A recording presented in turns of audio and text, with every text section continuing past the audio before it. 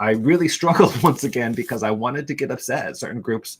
But I want to thank NYP Norton Young Readers for sending me this book, Rising from the Ashes by Paula Yoo. It's an advanced copy out now, but I'm just having a chance to read it. And what a powerful book it is. It covers one of the most, I think, important events that has happened in Southern California. Once again, the topic is Rising from the Ashes, Los Angeles, 1992, Edward Chaesong Lee, Latasha Harlins, Rodney King, and a City on Fire. So if I were to say the 1992 civil unrest or riots, I think that brings a lot of emotions in people. And when you think about the loss and the devastation, right? Whether it's the over 60 people that were killed or the $1 billion lost to property, 2,200 Korean businesses burned down. I think there's a lot of emotions that can come up, or even the trial cases of Rodney King and Sun Ja-doo and Latasha Harlins. As we hear about these cases or think about these cases, oftentimes it can evoke, and understandably so, an emotional response.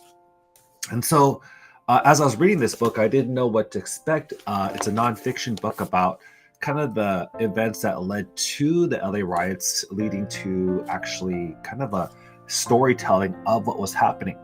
But what I love about this book is not a story from the lens of one individual, but it's like you're moving from person to person to person to person, group to group to group to group, and seeing their thinking and reasoning behind what's happening. I think there's a part of me that when you see like pain like this, you want to, I think, blame somebody, right? You want to get upset at something. But this book made it very difficult for me to do that because you're getting behind the mind of each of these different stakeholders.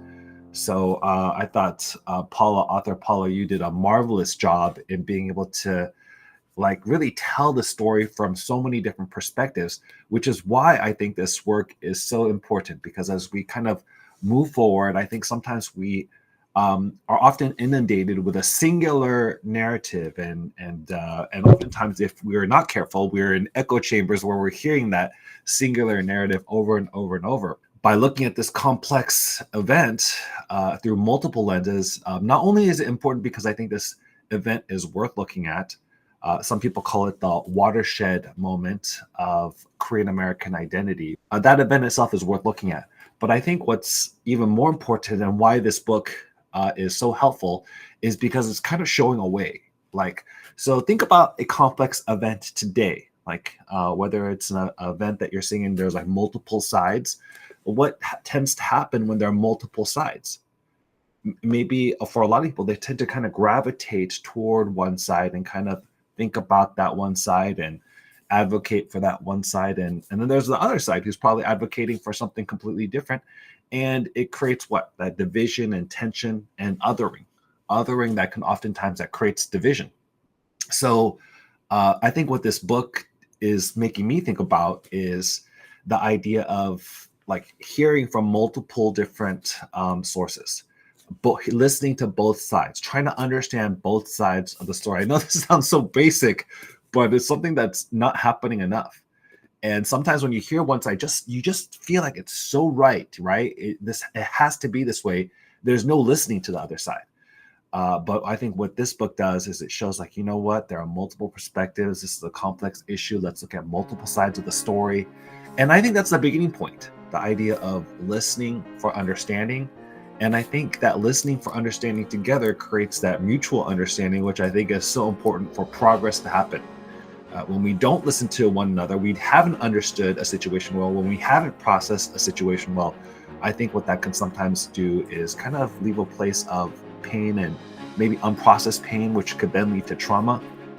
And then we react to situations without really having a processed thought. And so as we think about a healing that needs to happen in our communities, maybe events like this, to look at it, we process through something like this, but then also helps us to process through other events that we're not comfortable as well, through multiple lenses. And at the very least, we leave with some, understanding of different perspectives, mutual understanding, of one another. And I think that's the first step toward problem solving, resolving, and building peace. So thank you, Paula Yoo. I can't imagine how many people you interviewed to create a story like this. I really struggled once again because I wanted to get upset at certain groups, but then the way that you wrote this really provided like the perspective from that person. So you really found yourself empathizing as much as one could with different groups. And I think that's a good struggle to have. And so I appreciate your storytelling in this and doing it in such an artful way that I think rather than dividing people, brings people together.